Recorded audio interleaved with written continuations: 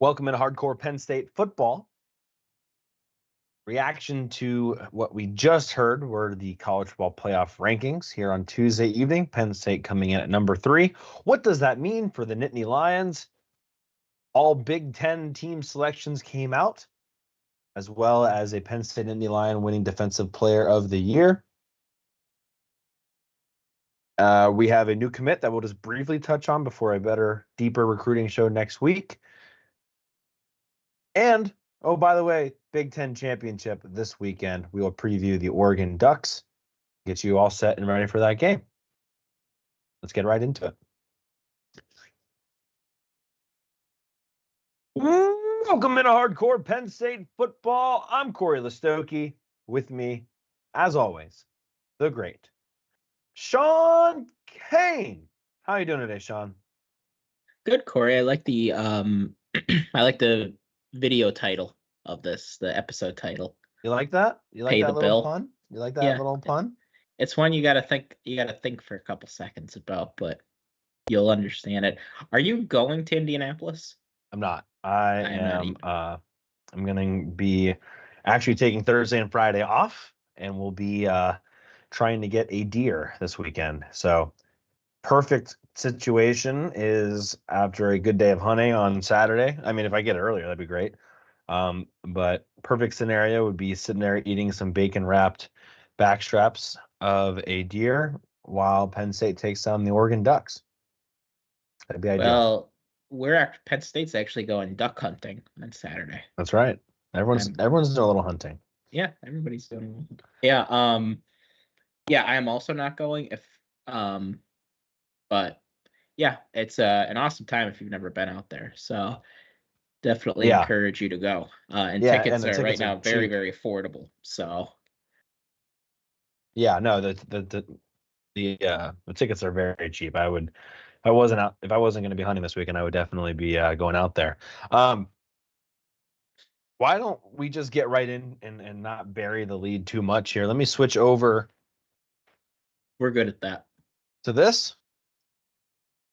And if you're watching live on YouTube, please make sure to like the video. If you're listening to the podcast on a podcast platform, please make sure to subscribe there as well.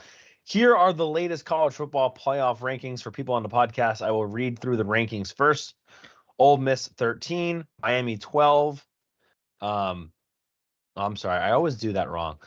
Arizona State 15. South Carolina was 14. Ole Miss 13, Miami 12, Alabama 11, Boise State 10, Indiana was 9, SMU 8, Tennessee comes in at 7, Ohio State's still up there at 6, 5 is Georgia, Notre Dame is 4. Sorry to tell you, Nicole Auerbach. Penn State comes in at 3, Texas 2, and Penn State's opponent on Saturday, the Oregon Ducks, sitting there at the number 1 team in the country. So if you are following at home, Penn State would host the potential Big 12 champion Arizona State Sun Devils. Ohio State would host Tennessee. Notre Dame would host Alabama. And Georgia would host Indiana. If Penn State were to win, they would face Boise State in the next round. All that can very well change. The commissioner of the rankings was specifically asked tonight about what performances or what things could change during the conference championship. And I think the most notable thing that I just heard was basically he said any teams that aren't playing this weekend compared to other teams that aren't playing this weekend, there will be no comparison between those two teams because there's no data points for either team. So when you think about it like that, a Alabama is always going to be ahead of a Miami or a Ole Miss. So Ole Miss, South Carolina, pretty much out of the discussion for the college football playoff. Alabama, who's sitting there at 11, should feel pretty good. But because SMU sitting there at all the way at 8, if SMU can keep it close with Clemson, it's very likely that SMU could steal another at-large bid in the ACC and potentially push Alabama out. So Alabama is not safe. They're really should be rooting for SMU to beat Clemson and to win the ACC to keep the ACC bids at 1. the last thing, or two last things I'll note, Sean, before I'll turn it over to you. Ohio State only falls to 6 after losing to now 7-5 Michigan at home. Miami dropped all the way to 12 for losing on the road at now 9-3 Syracuse. I still think Michigan probably would beat Syracuse on a neutral site for whatever that's worth. That might be a little confrontational, but I think it's probably the case. But Ohio State at 6 is pretty good for Penn State as far as that being their only loss. Not many teams, for whatever that means, have better loss than a Penn State loss to Ohio State. And then my favorite part of the conversation, Penn State still ahead of number 4 Notre Dame, kind of like we expected. I know there's some certain folks out there, certain writers that would like you to believe that Notre Dame should be ahead of Penn State. But if you look at the stats of war on how bad did you beat an opponent, USC and Notre Dame were very, very close, even though some sports writers out there want to say that Notre Dame crushed USC. Not the case, and the committee didn't seem to agree with them either. So, Sean, Penn State's sitting there at number 3 in the rankings. They are 5th in the seedings. They would host Arizona State, but they play Oregon on Saturday. What are your thoughts? Yeah, so from looking at this, couple things. Number one, I was happy we stayed ahead of Notre Dame. That was my first reaction. I was like, we better not be behind these guys. This team that lost to a directional Illinois school. And then again, Notre Dame fans and writers in the media are kind of propping them up right now because they had the 2-score win over USC, even though that game was very, very, very close. They just had 2 pick sixes at the end. So wanted to point that out.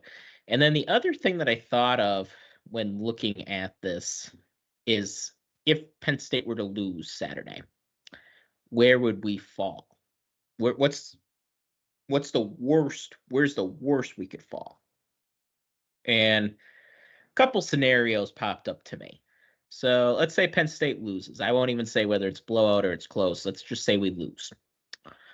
So it's very conceivable, and I think this is unfortunate, but it is conceivable that Penn State could fall behind Notre Dame. Because Notre Dame, they would be able to say, well, look, we haven't lost in 3 months. It's a different season now, all that BS. So they could reasonably say that. The other thing that I thought of, Texas and Georgia. If Georgia wins, Georgia gets the first round bye. So where does Texas fall? Texas right now is ahead of us. So if we both lose our conference championship game, that would mean in this scenario, Notre Dame would probably move to 5. Texas would go to 6, or vice versa. And Penn State would go to 7. And I don't think Penn State would want that. Obviously, we wouldn't want that to happen because the goal for really the past month now, since these playoff scenarios started taking shape, has been just get the 6th seed. 6th or better, you're fine. But if you start going at 7th seed, then you're in a matchup with right now Indiana, who I think Penn State would beat. But then you'd have to play the SEC champion. Right. I just want to go back, and I know you didn't differentiate close loss or blowout loss. I just want to just one-time mention, everyone keeps talking about if Penn State gets blown out. No one ever has mentioned if Oregon gets blown out, which I understand. Penn State's the underdog by 3.5 points. Very, very, very similar from a statistics perspective between the two teams. I would be taking that very personal if I'm a Penn State team. Talking about, if Penn State gets blown out by Oregon as if they're still a pretender. I'd be taking that very personal. I'd be curious to see if Penn State comes out a little fired up because of that specifically. The point about the commissioner where he said that you can't look at 2 teams that aren't performing this weekend. So to me, that means Notre Dame has to stay in front of Ohio State, which is interesting to me. Yes, I would say so.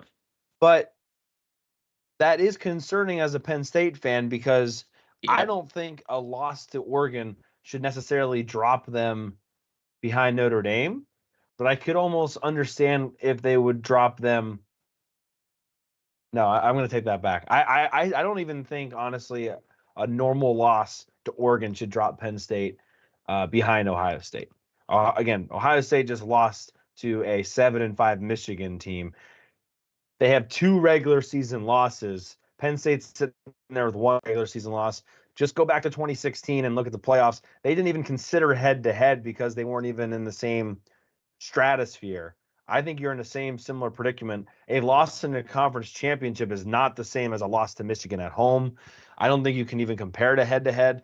So I honestly kind of think a normal loss to Oregon puts Penn State still at the 5 seed. I don't think losing to the number 1 team and the only undefeated in the country, just say by 4 points, is going to be enough to drop them behind Notre Dame and Ohio State. Now, if you lose by 30, you lose by 17, now it's a different conversation. But a normal good loss, I think they're going to be fine. And I don't see this game being a 2-score game. I just don't. Maybe garbage time. But I think Penn State's in a very good spot here. The one concern we had, Sean, going into this before tonight was, is Penn State going to be a lock for a home game? I would put it at like 99%, yeah, right? I think so. They're going to get a home game regardless of what happens in Indianapolis. Again, you could make the argument if they lose by 50 to Oregon, they shouldn't even be in the playoff. You know what I mean? Like, you can always have those kind of weird things, but this is going to be a competitive football game no matter what. The other question, Sean, I have to ask you, and I think you and I are on the same page, but you look at the way this bracket is set up, and I think it's going to change next year already and just have the top 4 best teams. Penn State has a much better path if the playoff were to happen right now by being the 5 seed versus the 1 seed. I mean, I'm not trying to have a loser mentality here, but Penn State would host Arizona State before playing Boise State in a neutral site game before heading to the semifinals. The number 1 seed, Oregon, would get a bye, so it's one less opportunity to lose. So you got to still play the football game against Arizona State. But the way the Big 12 is ranked right now, the committee really doesn't see much value in that conference. Oregon gets the bye, but then they would play the winner of Tennessee, Ohio State, which Tennessee, Ohio State are better than both Boise State and Arizona State. So kind of pick your poison there. How do you feel about that? I'm in the camp of, you want to win the Big Ten championship. You're going to have to beat a good team to win the national championship anyway. I'm saying you go win that football game, you get some confidence, you get a bye, and then you're playing against a Tennessee, Ohio State team, both of which are really good football teams. But I think Reese Davis put it perfectly. All those teams there, basically sitting after Notre Dame, they all have flaws of some kind. That's something we've learned from this season. They all have flaws. Michigan pointed them out pretty well. I'm just curious what your thoughts are and kind of how the bracket is set up right now, and how you would feel about having that 1 seed versus that 5 seed. Yeah, I think there are pros and cons to both. But again, think of it this way. When you at 11:30 or midnight, or for me 1 a.m. or 2 a.m., when you go to bed on Saturday, would you feel better knowing we're going to be the number 1 seed tomorrow? Or would you feel better going, okay, well, we lost, so I think we'll be the 5 seed, but I don't know, and how's this all going to shake out? And Arizona State's there, but are they really going to be the 12s? I don't know. And are we going to be or is we going to win to 6, or could it be 7? Think about it that way. How I know for me, I'd sleep a lot better going, we'll be the 1 seed, probably going to match up with Ohio State or Tennessee, but who the hell knows how this is all going to shake out? We get that first round bye. We're a step closer to winning the national championship. So yeah, you go and you win the game. And something that we were just texting about this. I jokingly said, again, I'm joking, do we lose on purpose? And no, that's not the best way to do, for the reason I stated. You win the game. And the thing you play to win the game. Yes, thank you, Mike Singletary, or Herm Edwards. Something that you have to remember: several players on the team after he lost to Ohio State said, "Let's play them again." I think one of them said, "Let's play them tonight at 8:00." Like, they really felt like it slipped away from them. And I get it, guys. I get we lose to Ohio State. We've lost to Ohio State, for a long time now. But I think they really felt like this one was extremely close. And then you watch the Michigan game on Saturday, and they really showed the flaws that Ohio State has. It also helps that Ohio State ran the ball into the best defensive line and one of the best defense tackle combinations in the country a million times. But they showed that they have issues. And I think that could be a winnable game. And it is hard to beat a really good team twice in the same season. So that's also something you have going for Penn State. And if Tennessee were to beat Ohio State, again, not inconceivable, I feel like we match up decently with Tennessee. I think you like Tennessee a little more than I do. But I would much rather play Tennessee than Ohio State. A while. What's that? I'd much rather play Tennessee than Ohio State. Oh, me too. Yeah. The other thing I want to say, and this is something that maybe isn't being discussed as much, Penn State beats Oregon and Georgia beats Texas. Kind of a different situation than people are maybe looking at. Penn State would get the 1 seed. Oregon, we would assume, then would get the 5 seed. Texas would then get the 6 seed. So then that's a different kind of conversation, because now you're pushing maybe Notre Dame all the way to the 7 seed. It gets really kind of funky really quickly, as far as that whole second round game may not be as bad if you're the number 1 seed. Right now it's Tennessee, Ohio State. But if you're the 1 seed there, and Georgia's now the 2 seed, Oregon would probably be the 5 seed. Does Texas go to 6? With 2 losses, does Texas drop to 7? Do they drop to 8? Be very curious where that kind of shapes out. And do they just take the 7 seed where Georgia already was, and they leave Notre Dame as the 6? So I'd be very curious to kind of see how that would all change. What I'm trying to get at is you might actually have a chance at a favorable matchup with the 1 seed in that second round, depending on what happens with the rest of the conference championship. So just because you see Tennessee, Ohio State right now, doesn't necessarily mean that's what it's going to be, even though both Tennessee and Ohio State don't play. Yeah, I think the SMU game is pretty critical, because that could really switch things up if SMU were to lose, because then Clemson would jump in, and then I don't know where they put SMU. So that's the one game. And the Big 12 too, because then you might not even have the 12 seed there. And where does does SMU go to 12 and the Big 12 championship go to 11? There's a lot of kind of things. And then UNLV, what if UNLV wins? So there's a lot of Boise's out then. It's a lot of fluidity to this still. And that's why I think you're exactly right. You go win the football game, you get the 1 seed. And then also, we haven't even talked about like James Franklin expectations and what that means for Franklin and winning. Yeah, get the monkey off your back. Beating number 1 Oregon, winning the Big Ten championship, and you're the number 1 seed in the country. I mean, forget about everything else for a second. In the first round of the 12 seed playoff, you are the number 1 team in the country. I obviously would want Penn State to take advantage of the opportunity, but nobody would be able to look at me and say that this season wasn't a success. Beating Oregon, 100%. Big Ten champ, number 1 seed, regardless of who they get next round, because this turns into a very almost March Madness situation of matchups really matter at this point. And getting a Ohio State versus a Tennessee is a very different matchup for Penn State. Getting an Alabama versus a Notre Dame is a very different matchup for Penn State. And I'm not, like, you're going to sit here and see teams that are seeded 10 or seeded 11 be able to play with and potentially beat their state. Like Alabama versus Notre Dame, I would hate that if I'm Notre Dame right now. That is, if I'm Notre Dame, I'm like, I need Clemson to beat SMU so SMU can somehow sneak into this. No, honestly, I don't know if anybody in the country should be rooting for SMU to win the ACC. I don't think anybody wants to see Alabama in the college football playoff. Nobody wants to go against scary team. Yeah, right. Nobody wants to see the unpredictable Jalen Milroe in the college football playoff with still a bunch of talent. So I think there's going to be a lot of Clemson fans on Saturday night in the ACC championship. But that was so hard to root for. Let us know in the comments what your thoughts are. Tim Ray's in here. He does think that Notre Dame will have a harder time moving up from 7. 6. Notre Dame's 6 at the moment. But I'd be curious to see. they're always going to keep Ohio State ahead of Notre Dame. I think it's an interesting situation to have Ohio State as high as 6.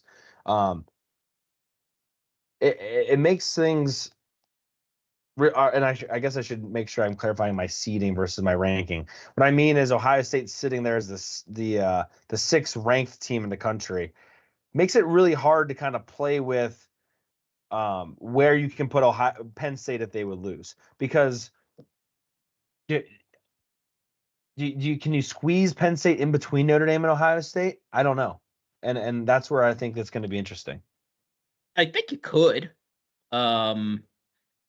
So, all right, if Penn State were to lose, and then again, one of the really unpredictable things in this for me is if Texas were to lose, like, yes, where is Texas going to go? Wait, because Georgia, I mean, Sean.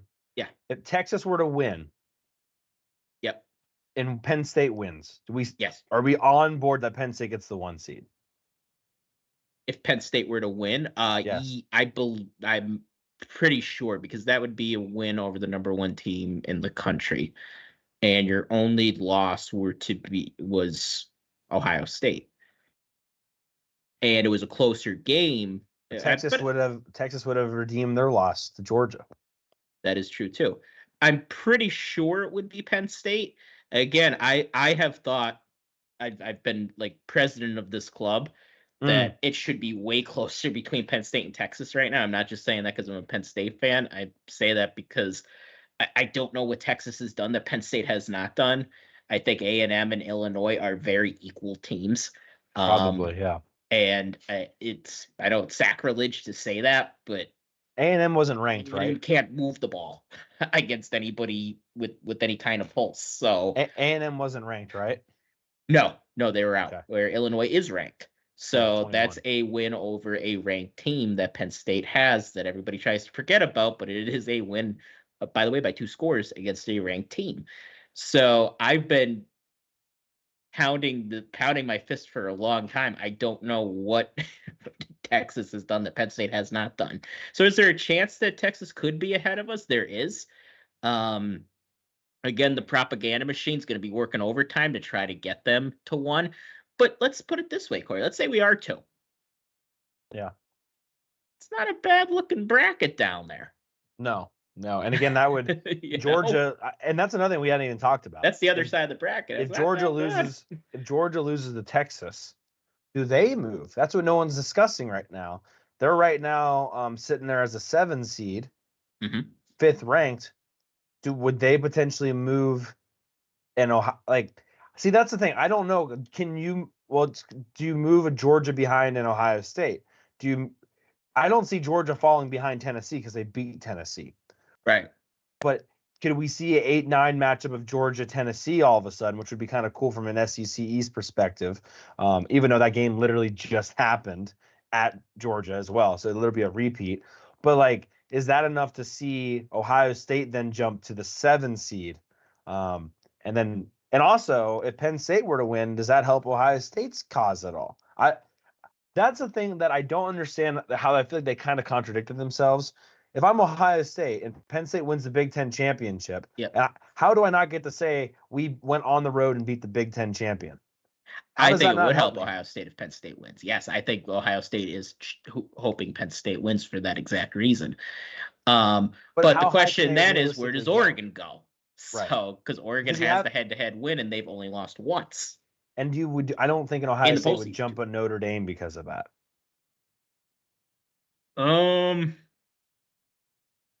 Yeah, you're probably right. They would have to go up. That's where I think they contradicted themselves a little bit by saying they can't compare a Notre Dame and Ohio State. Yeah, that's kind of hard. Because you shouldn't make declarative statements about something like this because it's all so fluid. And there are going to be things that happen this week that are just going to be chaotic. This has been a chaos season. We get these once in a while where there's just upsets after upsets every single week. And I mean, it's so unpredictable, Corey, that I think it's the first time in my lifetime that all the conference championship games for the major conferences are all 3.5 points or less. Yeah. Like, I don't think Vegas has any idea what's going to happen, because you don't really see that much in college football where the odds are like, these are all NFL odds, 2.5, 2.5, 3.5. Those are all what you see on So I don't Sundays. bet the NFL. Yeah, exactly. That's why the NFL is so much harder to bet. And this is kind of the same thing. I think Vegas is just like, I don't know. I don't know what's going to happen. Kent on YouTube says he also likes to discuss it very much. I just drive myself mad with scenarios, and then the weekend happens, and everything I thought was wrong. Yeah, pretty much. Yep. The 2007 season comes to mind quite a bit. It's been pretty crazy. I don't know if if the it's chaos 2007 season cases, helps your Penn State Yeah. and Indy Lions. That makes us viable national championship contenders. Right. Also weird that we have one undefeated team, and that's it. Yep. Let's move on from the playoff conversation, because Ken is right. Not much matters until the weekend is over. So Penn State plays again Oregon on Saturday night. I believe it's 8 p.m. on CBS, which is nice. We don't have to worry about Gus Johnson and Joel Klatt, for those that Thank God, that care about that. Sean, Big Ten. Well, let's see, before I get to the Big Ten stuff, just quickly, Penn State flipped a commit today. We're going to talk more about recruiting next episode, next week, while we have potentially some downtime. Downtime, I say. Early signing day is tomorrow. Penn State's sitting here right around 15 at the moment. Not good enough, by the way, for those that are wondering why you can't consistently beat Ohio State. 15 is not going to do it. Who's a flip, Sean? Who did Penn State land? Yeah, they flipped Brian Kordovich today. So On3 Sports does have him as a 4-star, so that's what we will rank him as well. Flipped for Purdue. Purdue's coach Ryan Walters got fired. That was kind of predictable. He just couldn't get his footing out there. Tough job, but you got to do better than 1-11, even at a place like Purdue. So yeah, this kid, good athlete, good film, Ohio kid, and Penn State had kept in contact with him. I think you have to wonder from Penn State's perspective, where does this leave us with Andrew Olish, who is announcing on Friday? So he's not announcing on the early signing day, but early signing day is just kind of a day. You don't necessarily you have to have everything in by February, early February. I don't know the exact date, but I know it's early February. But you can really sign your letter of intent at any time between now and then. And that's a Michigan, Oregon, and Penn State battle. I think it makes you think maybe Penn State doesn't feel that great about Andrew Olish, and flipping him for Michigan, but time will tell. I know we're still in it for Brandon Finney, the Oregon commit, ironically enough. So I know we're still in it for him. And Bryce Baker is still out there, who is also not signing tomorrow. The North Carolina commit, who is at Penn State, he's also considering LSU. So that one probably take a little while, because Bryce Baker supposedly would like to still go to North Carolina. I think, he grew up down there, committed to Mac Brown, knowing Mac Brown is super old, and he's still committed to them. So I think, just reading the tea leaves, I think he would like to stay at North Carolina, but obviously a lot of it's going to have to do with who they hire as a coach. We'll keep a close eye on that one. Let's move on to all Big Ten teams. Penn State comes in at number 5 on number of players on all Big Ten teams with 8. Michigan had 9. Iowa had 11 for some reason. Oregon at 13 and Ohio State at 16. One thing I just wanted to mention, I mentioned this on X today. One of the reasons why I think that was the case, why Penn State didn't have as many, was there were some injuries that I think kept a couple of Nittany Lions out of contention. Let me get to who Penn State got first. So all Big Ten for Penn State. Tyler Warren, first team, not a surprise.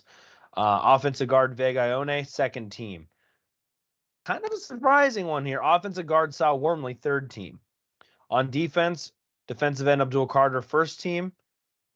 linebacker Kobe King, second team, safety Jalen Reed, second team, and corner AJ Harris, third team. Now, why I say there were some injuries that maybe held some players back, deny Dennis Sutton, not a first or second or third teamer. Nick Singleton, not a first, second, or third teamer.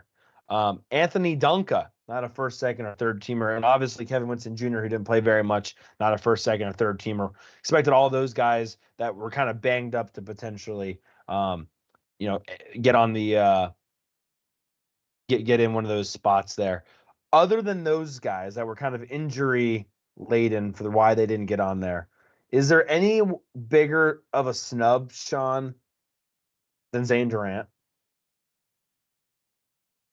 Probably not. I mean, you might say Jalen Reed, second team, but still, second team's still pretty good in a conference that has a lot of good DBs. But yeah, I think and that's kind of the issue with some of these postseason awards, right?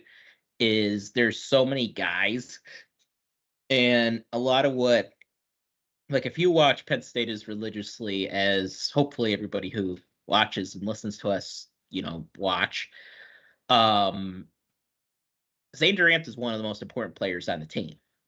He sets the tone on that defense. He helps set the tone along with Abdul Carter on the defensive line. And yeah, I think if you watch Penn State and watch him and Devon J. Thomas, frankly, eat up, interior offensive linemen, it makes it so much easier for those linebackers who struggle at times. Not Kobe King, but the other guys struggle at times. Makes life so much easier for them. So yeah, Zane Durant's a big snub.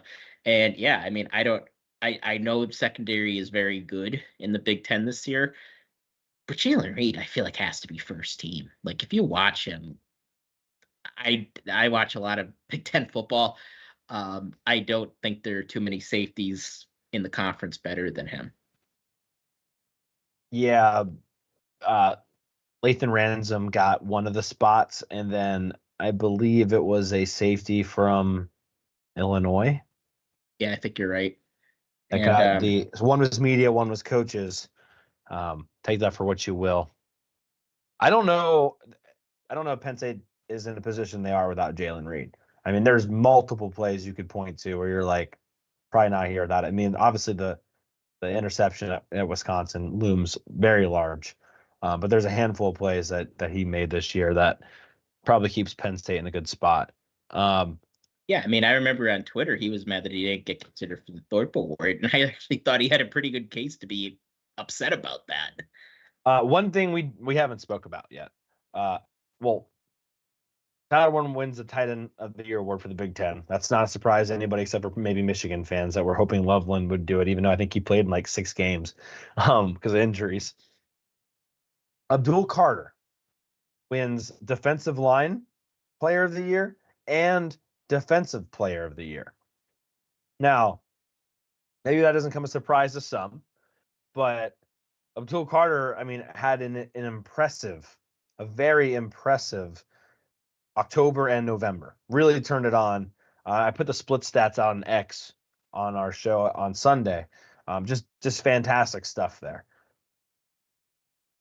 But winning the Defensive Player of the Year for the Big Ten is bigger than that to me, at least for one reason, is that he won the award over safety Caleb Downs, whom he is competing. Is that the right word? Competing against for I don't know. The National Defensive Player of the Year award. Now, I don't know, couldn't go back and tell you how many times the Defensive Player of the Year in the Big Ten then was snubbed by a different player in the Big Ten. I don't know if that happened. I'd have to go back and look. But I think that really helps Abdul Carter's case to win the National Player of the Year award for defense, given that he now has the Big Ten one. I'm sure there's cases where that isn't always, they don't fall in line, but that to me was a big moment that he did win that award over Downs. Again, the one thing I mentioned on the Sunday show was the loss to Michigan hurt Downs, right? That's a last impression. Although I think he played really good in the game, that's still the last impression right now. And Abdul Carter, on top of all of that, because the voting for the national player isn't over until Sunday, he has one more opportunity on top of that to make one more lasting impression. If he has 2 or 3 sacks against Dylan Gabriel and Penn State wins, I don't think there's any doubt that he gets the National Player of the Year for defense. So I think that was a good indication that Abdul Carter very easily could win Defensive National Player of the Year. Yeah, but you're forgetting someone. Yeah, I don't. That if they give it to him, then I'll throw something. That doesn't make any sense if they give it to him. He's not even in the running for Thorpe. Watch. He. If you want to give him the Heisman, I hear what you're saying, but first of all, the only award he should be up for, and by the way, for people that are talking or don't know what we're talking about Yeah. Travis Hunter. The only award Travis Hunter should be up for is the Paul Hornung Most Versatile Player Award. That is where you are literally looking at the versatility. And even then, I think Tyler Warren has a case for it. But if you want to go on snap counts and, he's playing, this many snap counts and he's doing very well at corner and receiver, that is literally the award for him. The Defensive Player of the Year award is not for your versatility that you can play offense. It's a defensive award. You give it to the best defensive player, which, by the way, is not Travis Hunter in any stat known to man. They better not give him the damn. What is it? Is it the Benerick award? Benerick, and then the Lombardi's for the defense or for the lineman. Yeah. Anyway, that's how I feel about that, Sean. I figured. I wanted to see your takes on that. I think the only guy, and yes, I do think it probably helps Abdul Carter. Yes, Travis Hunter doesn't play this weekend, neither does Caleb Downs. So if he has a, I don't want to say Heisman. Uh-oh. We lost Sean.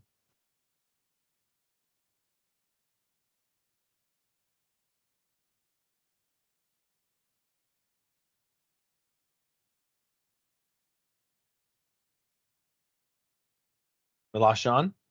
See if we can get him back in a second and to send him a text message. Let me know your thoughts on the old Travis Hunter situation. Am I wrong for thinking Travis Hunter doesn't deserve to win the Defensive Player of the Year award in college football? Let me know. I'm very curious what your thoughts are on that. We are going to also talk about Oregon and Penn State's matchup with them once we get through these Big Ten talks here in just a second. Let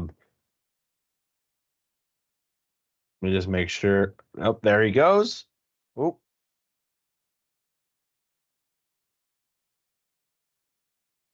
All right. See if we can get Sean back here.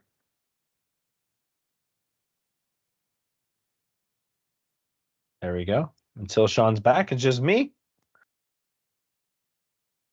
I think that was the last thing we wanted to discuss before we started previewing Oregon. So let's jump into Oregon, and when we get Sean back, we will we'll wrap up his conversations.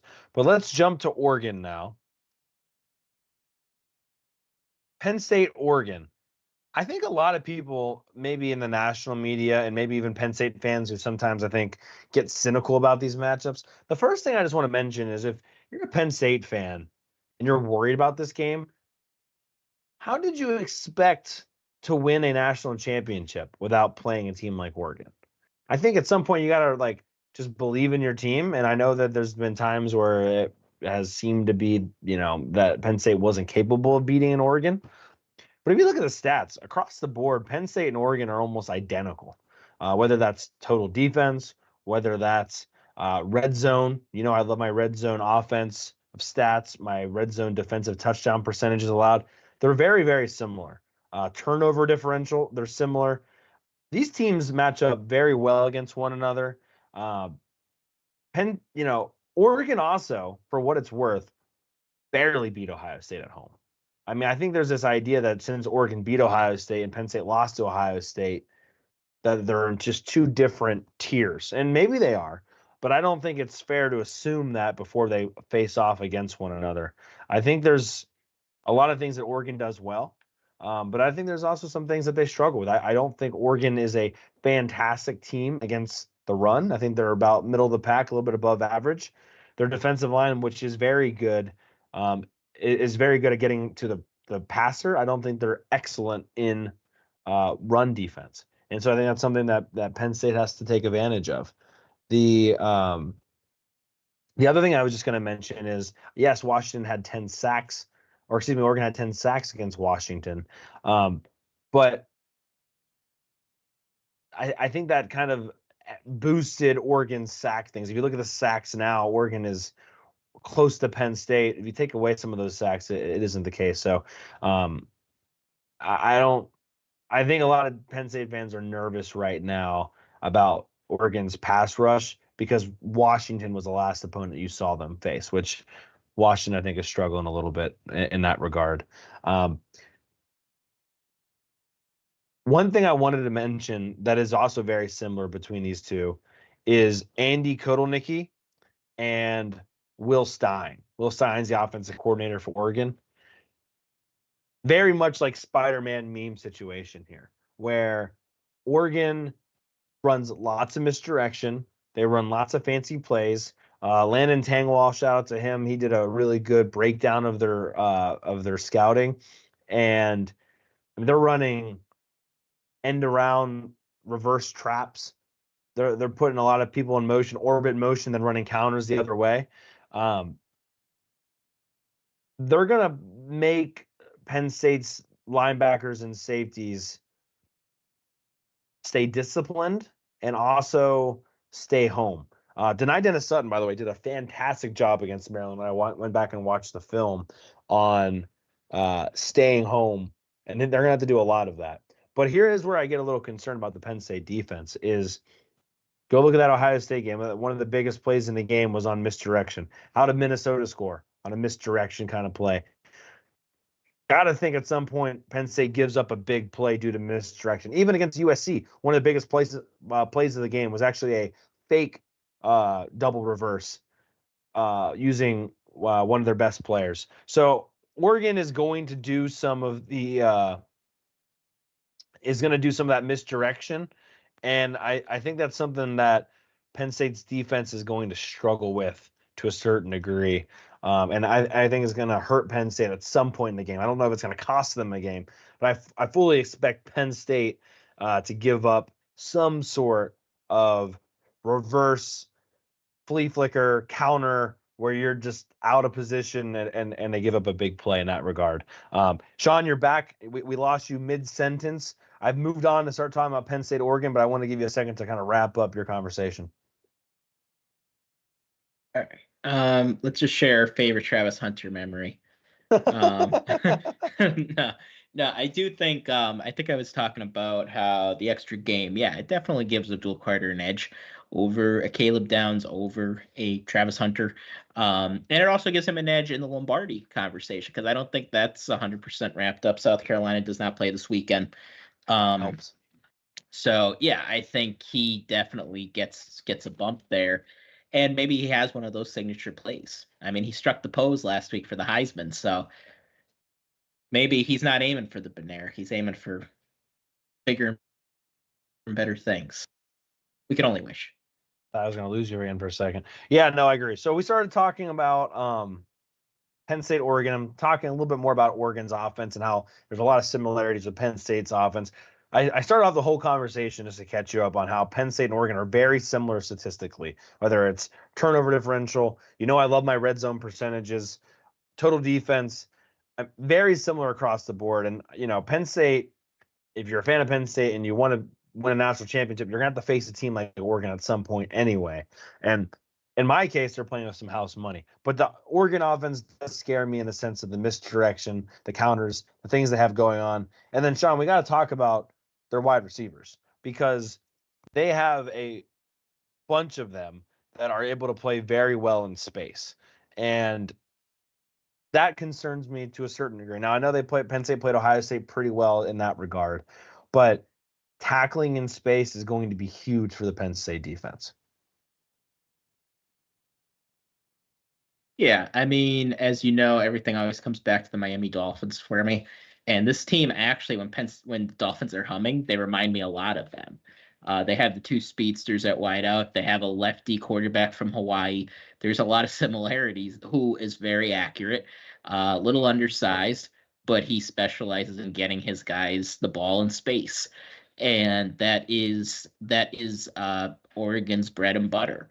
I think they're built more of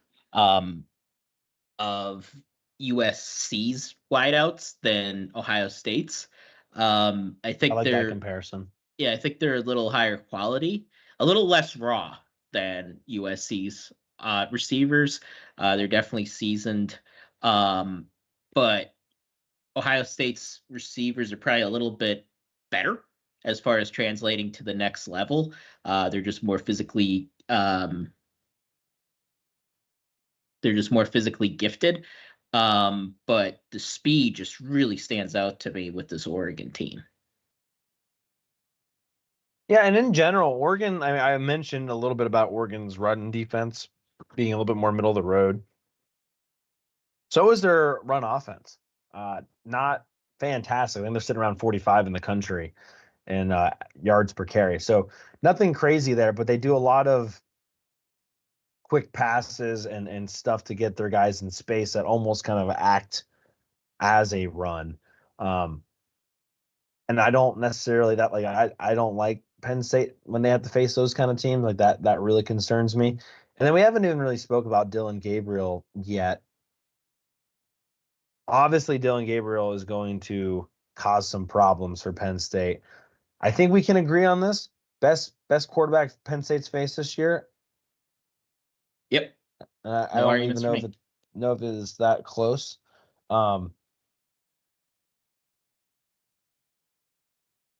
Make some mistakes. Not a ton, but there's some opportunities there. And if you're thinking about, okay, let's say you're going into this thinking Penn State is an underdog and they're going to have to find a way to win this. I think Dillon Gabriel is going to make 4 or 5 mistakes in this game.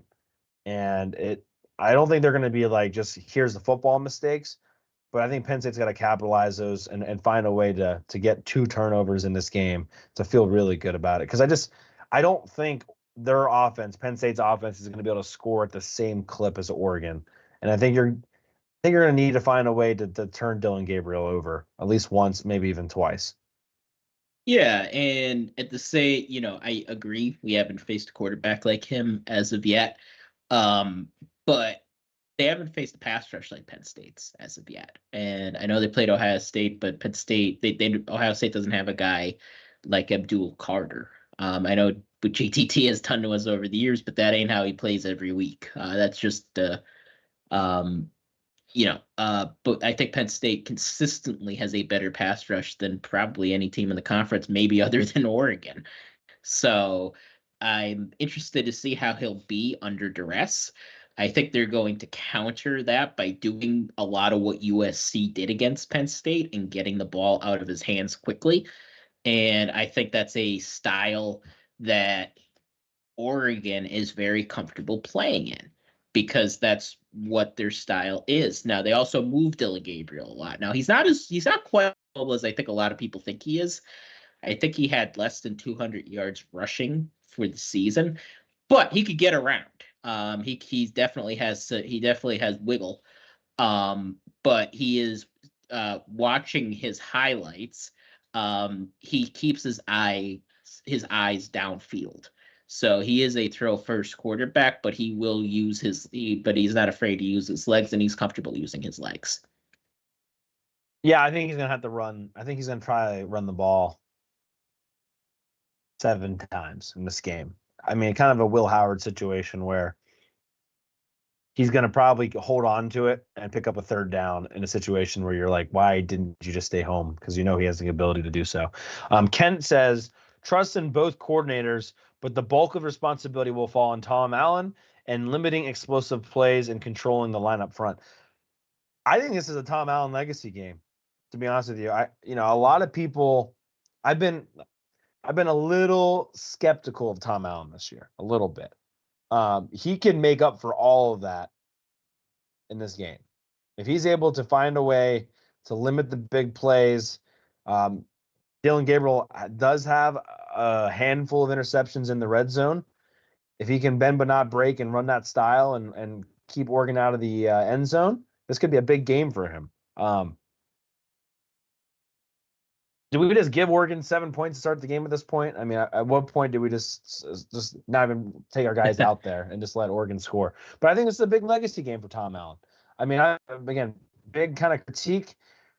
I think these are the games where you trust in a veteran coaching staff like Tom Allen to prepare on a short week's notice and get his guys in position to be successful.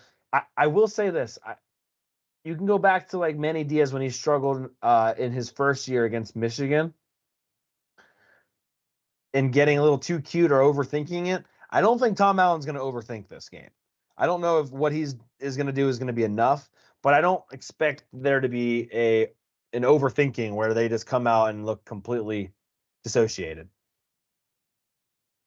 Yeah, I mean, the slow starts have kind of been a signature for Penn State this year. I think they've had 3 or 4 games that didn't start sluggish. So that's really all that they have. So it's natural to just expect that. I will point this out. Our friend, Maddie Fresh, friend of the show. Yeah.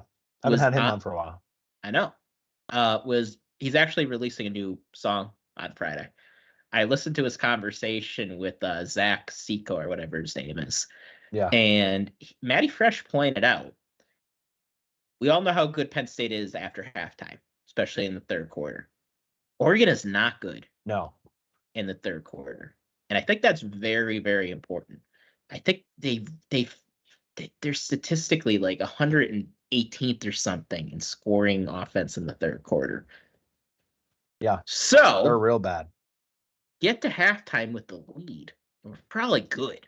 Not like, turn it off or it's over. But like, I think you're going to be feeling really confident at halftime if we're winning or even if we're tied.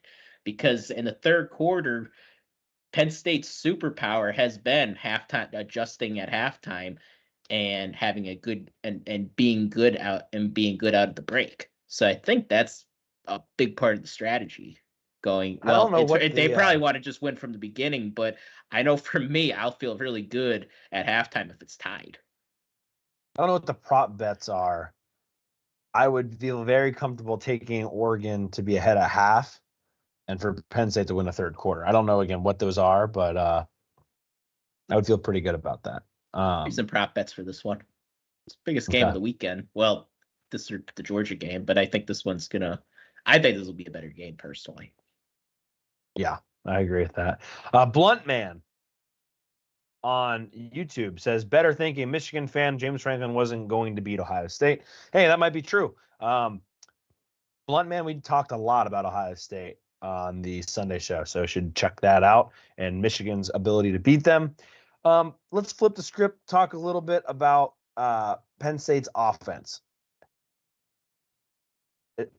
I just mentioned Tom Allen legacy game. Is this a Drew Aller legacy game? I mean, and I forgive whoever posted this on next, but it was a really good point where that class, the Nick Singleton, Drew Aller class, could really, when you think about it, be one of the best classes in Penn State history. A Rose Bowl, and then potentially now a Big Ten championship and a number 1 seed. Hard to argue with that. And you kind of think about that class and it's almost like you don't really remember that they were a part of that Rose Bowl run, but they were. And obviously Singleton played a larger role than some of the other freshmen, but these guys have been here to a certain degree as far as doing some of these things and having the pressure on them. Maybe they weren't all prominent role players at that point, but they were all a part of this and they have a chance to do something special here. And for Drew Aller specifically, legacy game potentially. Yeah, I would agree. You win this one, and I mean, think about all the there haven't been a ton of quarterbacks that have won the Big Ten at Penn State. Kerry Collins did it, Michael Robbins did it, Gerald Clark did it, Trace did it. That's it. That's the list. So there's not a big list of guys that were able to do that. And you could get the number up on the luxury boxes. That hasn't been done since 2016 as well. So yeah, I mean, would be big just for the whole class as a whole. And this is kind of where all points lead to, right? All their points really led to this not only the Big Ten championship, but this run that we could potentially get on. And this was supposed to be the class that would bring us to the playoffs. They're going to bring us to the playoffs. And now it's, what are they going to do now that they're there? Are they going to be there just to be there? Or are they going to go and win something? And we're going to find out very soon. And one of the first steps would be winning the Big Ten on Saturday. And what a better way to kick off this month and a half of just trying to win the rest of these games, taking one game at a time and surviving and advancing. By the way, I actually helped unveil the 2016 number. Did you? I did not know that. A little fun fact about me. Yep. How'd you manage that? Our buddy G was supposed to do it, and he didn't want to walk up all the stairs to do it. And so, yeah. I actually didn't even do my job very well. I think I let go of my side a little too soon. But anyway, go watch that video if it's out there. I don't know. You see me at one of the corners there holding the curtain. I was sitting in the airport yesterday, which, by the way, I didn't get home till like 12:30. It was a long day of traveling. And I let people ask them questions while I was sitting there in my 6-hour layover in Dulles. And one of the things I was asked was, like, what things does Penn State need to do to win in this football game? And I mentioned terrorizing Dylan Gabriel. I think that's obvious. I think Denai Denison and Abdul Carter are doing a fantastic job. They're moving in the right direction at the right time. But the biggest thing for the offense to me, and I want to give a little shout out to Don Hartman, because he says, in my humble opinion, Singleton needs to get the bulk of the carries in this game. One of the things I mentioned was the Penn State running backs have to get to 100 yards rushing. And I don't mean Tyler Warren. I don't mean Drew Aller getting 40 on his own on a couple scampers, or Bo Prabila doing something. The running backs themselves need to get to 100 yards. And if you go back and look at some of the games Penn State struggled in, the running backs have really, really struggled in those games, whether it was Ohio State, whether it was Michigan 2 years ago, whether it was Ohio State this year. They have really, really struggled. Singleton sometimes picks up some yards in the receiving situations there, but running the rock, they have really struggled. The only game where there was like good momentum there for a little bit was in that Ohio State game. But even then, when I say Ohio State game, I mean in 2020, that would have been all the way back their freshman year when they lost Ohio State at home. That was like the last time they ran the rock well for a little bit there, and you felt like they could lean on them a little bit. They've got to get back to that. Again, Oregon's middle of the road on a rush defense perspective. They're much better in passing situations. You want to wear out those defensive linemen. I think you got to be able to lean on Katron Allen and Nick Singleton. And I said this on Sunday. I do think Nick Singleton deserves 2-to-1 carries in this game, because him breaking one could completely change the complexion of this football game.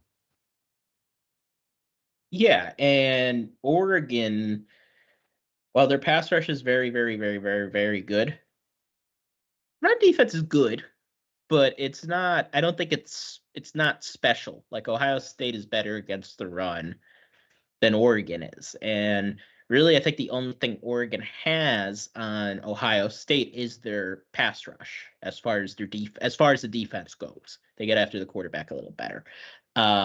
So you would think this would be a game, and when you're at Penn State, as we talk about often, you looked at how you do in the biggest games.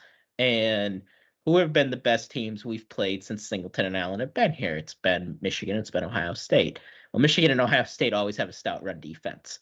Oregon's run defense, I don't believe is as good as Michigan's was past 3 years, or Ohio State's has been. So I think you have to feel a little bit better about, as far as going against the top tier creme de la creme opponents. I feel better about this one than I did going into the Ohio State game about our ability to be able to run the ball. Now, I think going back to the pass rush, the thing you have to worry about, how's Nolan Ritchie going to hold up in this game? Andrew Shelton, for that matter, because these ends are nothing to play with. That's a good point. I think the game could be, I don't know if the game can be won, but the game can be lost by Nolan Ritchie and Drew Shelton. Yeah, like I talk about 2016 Paris Palmer a lot and how against Ohio, Paris Palmer struggled. Yeah, I know. I think about Paris Palmer more than a lot of other people do. But he struggled at Penn State. He was basically, he looked, I remember when I first saw him on campus, he looked like a basketball player. And he continued to look like a basketball player. He was a good athlete, but I think he was just one of those guys that struggled putting weight on. But I will always give him this. Against Ohio State, he held his own in 2016. And I really think if freshman Nick Bosa just abused him the whole game, we lose that game. But that didn't happen. So if Paris Palmer could do that against Nick Bosa, well, Ritchie could do it against these guys. So it could be done. It's just a matter of going and doing it and not letting them wreck the game. And two, Drew Aller is different than last year from a mobility perspective. Mm-hmm. That's already bailed them out a bunch this year. I mean, they don't win probably 3 games this year if Drew Aller isn't mobile. They don't beat USC because he was phenomenal on that last drive. They probably don't beat Minnesota because he moved the sticks multiple times, even on that 4th down play. Maybe just 2. I'd have to think about it a little bit more if they would have lost another one. Wisconsin obviously didn't play in the second half, and they were able to figure it out. So maybe just 2. But still, they probably lose 2 games just because Drew Aller is more mobile this year than last year. So I do think Drew Aller is going to bail those guys out some, but there's going to be situations where those guys are going to need to hold up and give Drew Aller a chance. Now, one thing that was brought up earlier was, do the running backs have to stay in and chip more? Does Tyler Warren have to stay in and help block? Like, those kind of things hurt you because now you're putting a lot of responsibility on your wide receiver core to produce. Trey Wallace, James Franklin said, was hopeful to have on Saturday. He had just tweaked something, so it's not an overly big concern as far as the playoff goes. But that was the last thing on the things that I said needed to happen for Penn State to win. I think you need a non-Tyler Warren receiving touchdown. I will even concede if it's even Nick Singleton. I think that's okay. But somebody else besides Tyler Warren has to catch a touchdown pass on Saturday. I'm very curious to see what the game plan is by Oregon's defense to limit him. And I'm curious how they go about it. It sounded like they're going to be willing to put a linebacker on him. So we'll see kind of how that goes into it. Maybe a different mindset than sticking a safety on him like Ohio State did. So someone else is going to have to find a way to get in the end zone. I think we're catching a football. A linebacker on Warren? I don't remember his name. The linebacker mentioned that he's excited about the challenge to cover him. So I don't know if that was necessarily a slip in their plans, but maybe he was just saying in general, like being on the field. Maybe they'll throw a lot of guys at him. Sometimes teams go with that. But yeah, if they're just gonna say, we could put a linebacker on him. Yeah, good luck with that. But yeah, I think that's a good point, Cory. Because if the pass rush is getting there and Drew gets dropped a couple times early, yeah, it's probably we're gonna have to recalibrate how we attack them. And I think there's still a way for Warren to be involved if that were to happen. And Singleton, and I think that's going to involve some quick passes. And really, the 2 guys I trust most in the quick pass game are Singleton and Warren. So it would still work out in that way. But yeah, I think Penn State wants I think the Penn State all season has wanted to cover up the shortcomings of the receivers as much as possible. And that means putting as little on them as possible. Now, credit to them when we've needed them this year outside of the Ohio State game. They did come through. The 2 fourth down catches against USC were caught by Julian Fleming. So I think they got guys that they somewhat trust, but I think a guy like Omari Evans is very important in this game. Could Omari Evans have a... Should I record this just in case this happens and I can sound like a genius? Yes, go ahead. Will Omari Evans have a Saeed Blacknall-like Big Ten championship performance? Just out of left field. Maybe that pass that Drew Aller had to Omari Evans where he just kind of chucked it up there. Kind of eerily similar to Trace McSorley's second touchdown pass to Saeed Blacknall in the Big Ten championship. Maybe there's some more confidence there. Maybe we see a similar play. Maybe Omari Evans has 2 touchdown catches in this game. Do we feel confident that if Omari Evans has 2 touchdown catches, Penn State wins this football game? Yeah. Is that a lock? Book your reservations in Pasadena because we're going to the Rose Bowl. Right? I mean, I just feel like that Josh Pate calls those padlock stats. Like if this happens, the game's over. I think if Omari Evans has 2 touchdown catches, Penn State wins this football game. So there you go. I couldn't agree more. I think even if you have 1 touchdown catch by a receiver, you feel pretty good. I mean, I think we're in single digits for total catches from a receiver in the past couple games. So yeah, they just don't catch a lot of late in the season. We've been going away from them more and more. So take that for what you will. I will say when they do catch the ball, it is usually impactful. The long catch that Harrison Wallace had against Purdue, and then the long catch that Omari Evans had. So it's not like when they get the ball, they're just getting a gain of 4, and then that's really it. They are making it count, but they just haven't had to do a whole lot. And, going into this game too, Cory, and this is kind of true the whole playoff run that we're going to be on here. Everybody's going to know about Tyler Warren. And you got to think just at some point one of these receivers are going to go off because the team is so scared of Tyler Warren. And a team is just going to go, we're just not going to let Tyler Warren beat us. And I don't think a lot of teams, except maybe Ohio State, and they have the guys to be able to do it, have come into the game and said, we're not going to let Tyler Warren beat us.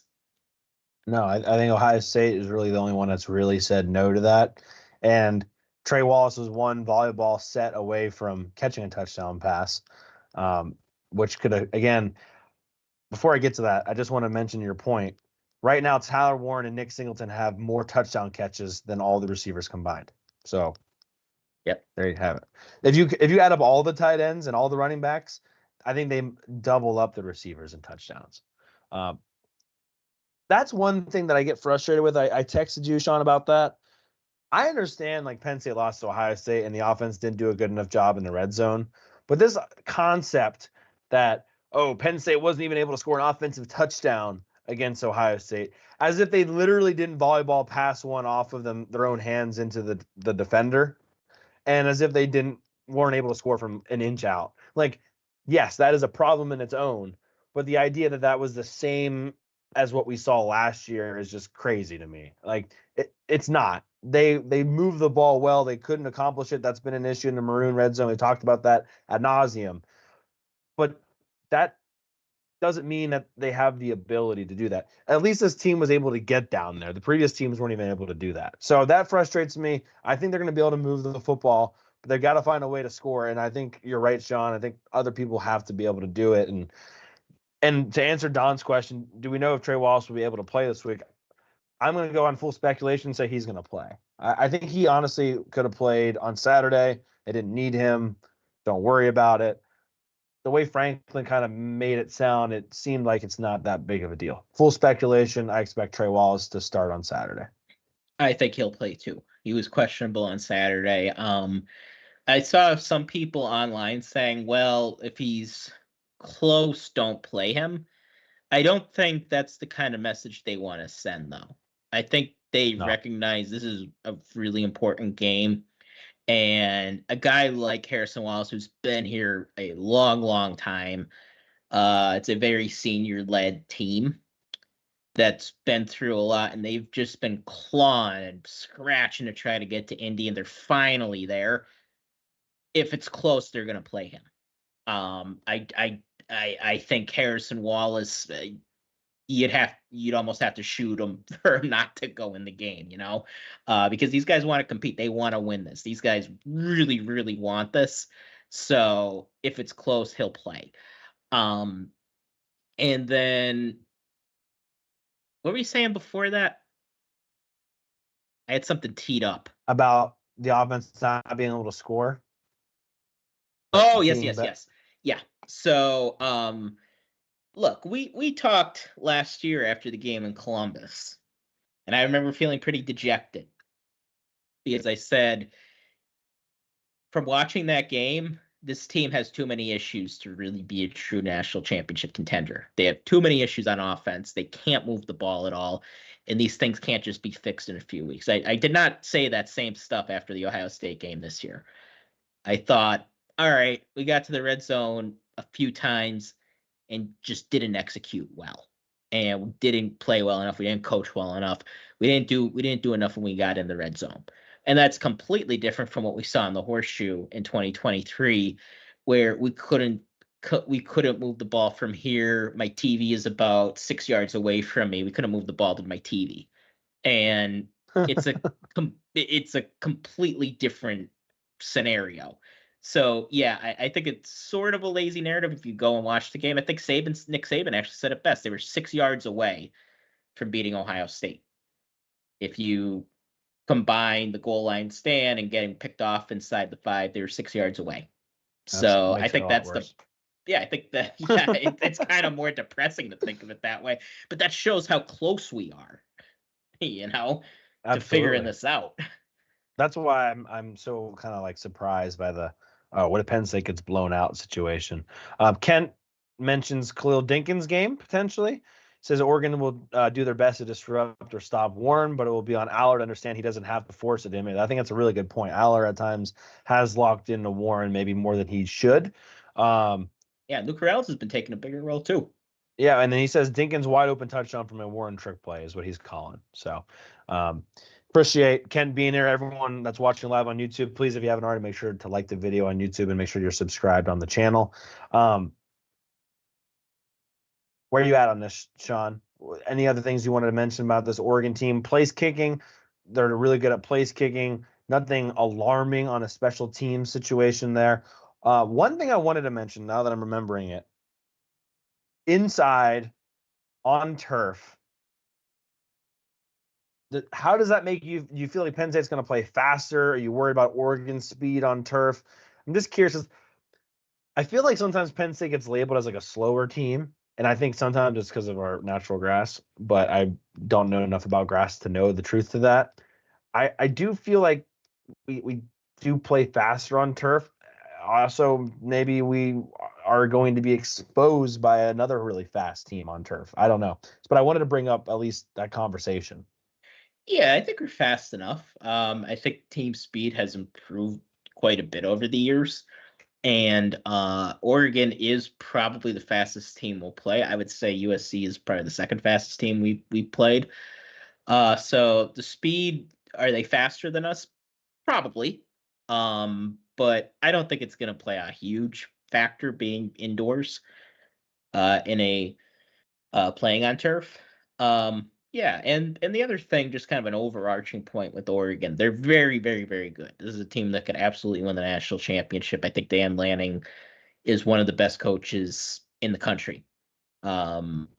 He's built this team like an SEC team. Yeah, where they're really good up front. They build from the inside out, and then they have the athletes to complement what they have. So he has built this team a lot like Georgia, a lot like those Georgia teams, and that's where he comes from. So it's going to be a challenge. Georgia. But it's going to be a challenge. They're not unbeatable. Like Cory said, bringing up a lot of the stats, they're not that far off from Penn State in point differential and any of that. They're really not. So they're not an unbeatable team, but they're really, really, really good. And we're gonna have to play our best game of the year to beat them. Do you want to go to the pick'em? Yeah. So the pick'em, we're wrapping up the pick'em here. This is it for the pick'em. It is out right now. You can go fill it out if you haven't already. Mudbug is sitting there at 127, and Ian Kenny with an 11-pointer bounces back all the way up to 124 to take second place. I fell. I took a couple crazy ones out there to hopefully get myself back into the picture. It backfired. I am pretty much on the outside looking in. Sean, you're still sitting there tied for third with Mike B, and you have a chance to still medal. If Mudbug forgets to fill out a bracket, I still don't. You still can't win. So you're looking really at a second or first place finish there. Second or third, yeah. Second or third, thanks. I'm not sure what we're gonna do if we tie. We'll have to talk to management about that. But this week you will pick the Big Ten championship, and then there's a double down for all the other conference championships, and that's it. So this whole year we did not allow you to do a double down on the Penn State game. I don't know that anyone ever noticed that, but Penn State was never available. I'm not going to start now. Obviously, we can't pick the game right now because that's going to end the show today. But did you choose a double down, Sean, that you would like to provide everybody? I did, and these are all really hard. I could see scenarios. Boise State 4.5 favorite over UNLV. Arizona State 2.5 favorite over Iowa State. Texas 2.5 over Georgia, and SMU 2.5 over Clemson. You know, I've really liked all year, and I'm just gonna kind of ride with them now, even though I'm split minds because I can't stand Dabo Swinney. I picked SMU. I think this SMU team is better than people think. They're one of the hottest teams in the country, and I think they cover. I think they're better than people give them credit for. Interesting, because I took Clemson to win. Really? I think Clemson's going to beat SMU. I also am kind of hoping for that, so then SMU gets in the playoff and Alabama's out. So there's a lot of reasons for why I'm doing this, but I took Clemson for that. So if you and I disagree on our Penn State Oregon pick, you and I can actually still tie if I go 3-0 and you go 0-3 on the points. So, oh boy, I can't. Now I feel like I should. Now I just gotta pick against whatever you pick, and we'll be good. Other things? Any final thoughts, Sean, on this Oregon Penn State team before we get to our predictions? No, and our let's bold go to prediction. All right, I believe I have to go first for this one. Yep. Yeah, I went first last week. Which doesn't help me from the whole pick'em perspective. You could just agree with me, and then we're good. Yeah. And I don't know. Sometimes I do know where Cory's going. I do not know where Cory's going on this one. So. I have not said nothing to nobody. Yep. To use proper English there. Let us know in the chat who you're picking, Oregon or Penn State. If you want to let us know who you're picking in the pick'em too, you can do that as well. Big Ten championship time. Penn State, slight underdogs against the number one team in the country, the Oregon Ducks. I have kind of been the known public enemy against Penn State this year. Picked Penn State to go 9-3. Picked Penn State to lose to Wisconsin. Just mentioned on Sunday how I just don't know what this team is yet. Like, I haven't figured out what this team is yet. They have an opportunity to be one of the best teams in Penn State, James Franklin's tenure at Penn State. And I just don't know exactly how, because I don't know what they're really, really good at right now. They're finding ways to win football games, and that's what matters. But I just don't know exactly how great this football team is yet. And that makes me very, very nervous. I think I do know how good Oregon is. I do think they are well-deserved the number one team in the country. They are undefeated at this point.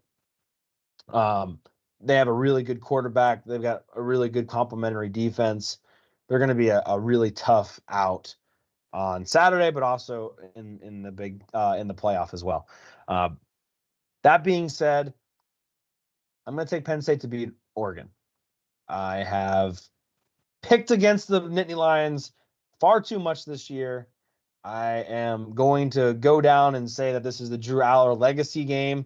Something about playing in turf. The last time Drew Aller played in turf, he played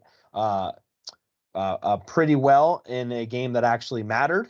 I'm citing all the way back to the Michigan State game for people that aren't aware.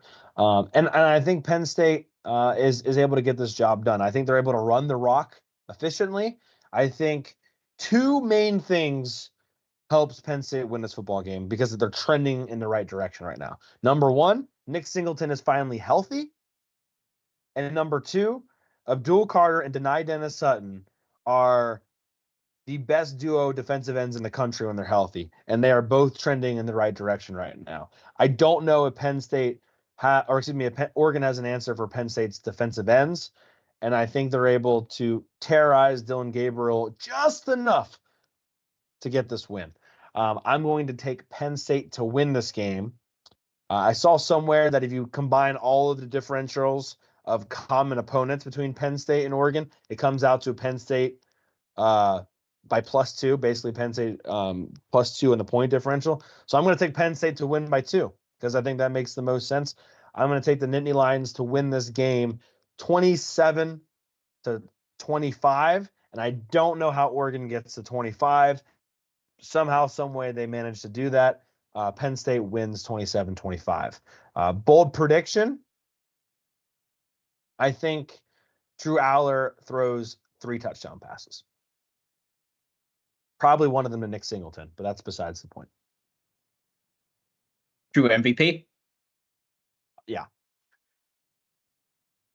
He's going to win MVP, but I think you're going to look at the stats and be like, they really won this game because of Nick Singleton.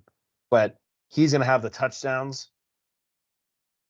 But it's going to be because Nick Singleton and Kaytron Allen are going to get him over 100 yards, put enough pressure on the linebackers and safeties to open things up for Drew Aller. All right. Well, that sounds awesome, Cory. Oh, boy.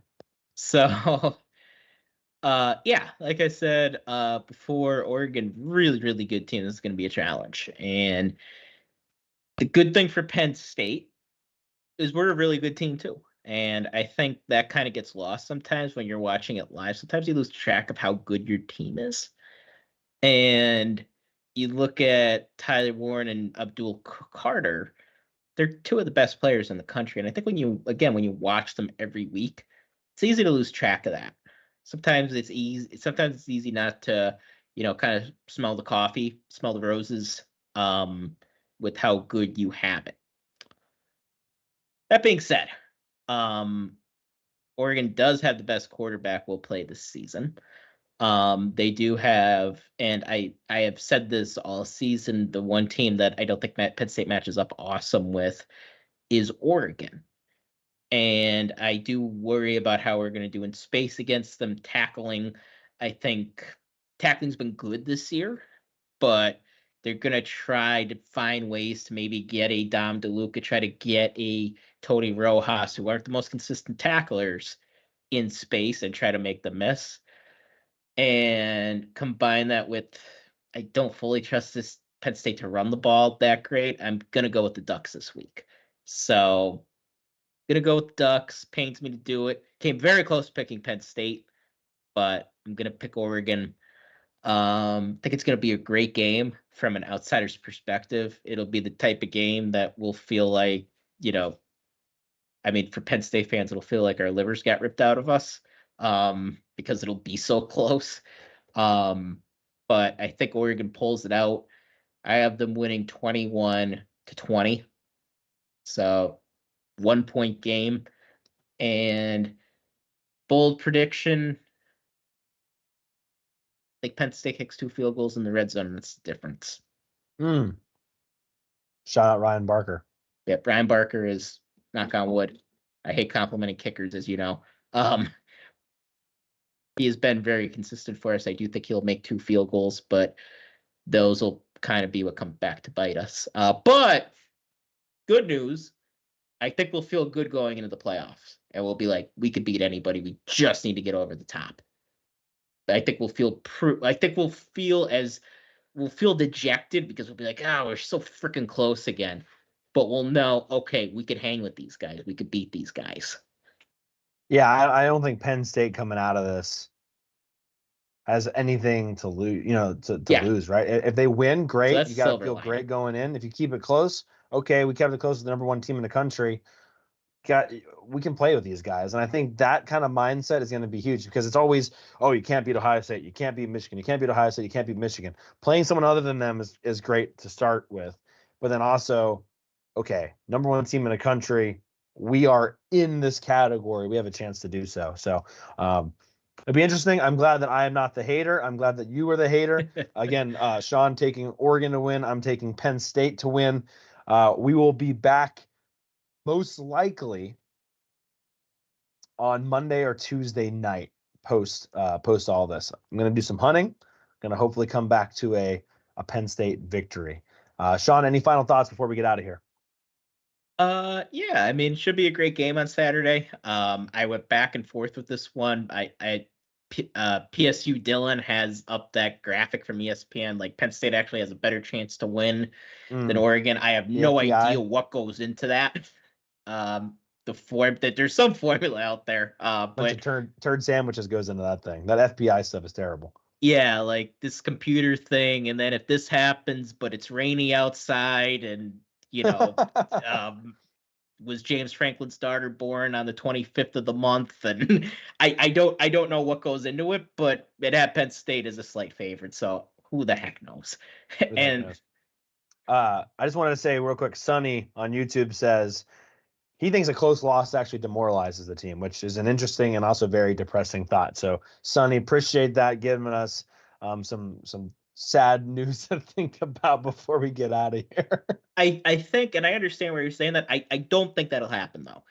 I think in years past it could have. I don't think with this team it would. Frankly, I think last year's team probably would have, kind of took the wind out of their sails. I think this team is a lot mentally tougher than some teams we've had in the past. All right. Well, make sure to like the video and subscribe if you're watching live on YouTube. If you are listening on podcast form, please make sure to subscribe there as well. That's Shawn Kane. I'm Cory Lestochi. You've been listening to Hardcore Penn State Football. Until next time, have a fantastic rest of your week and a lovely Big Ten championship.